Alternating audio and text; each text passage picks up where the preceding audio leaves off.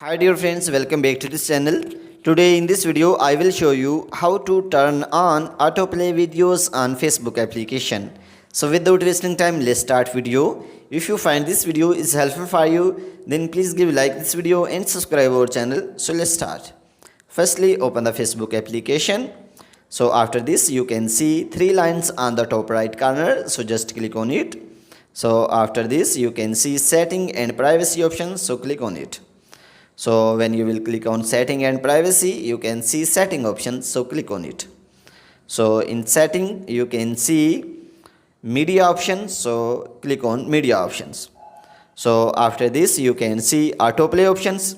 So in autoplay options, here you can see my autoplay videos is off. So if you want to turn it on, so you can select on Wi-Fi only. So when your Wi-Fi is on, autoplay video is also on Facebook application. So if you want to turn it on mobile data and Wi-Fi, so just click on it. So guys, in this way you can turn on autoplay videos on Facebook application.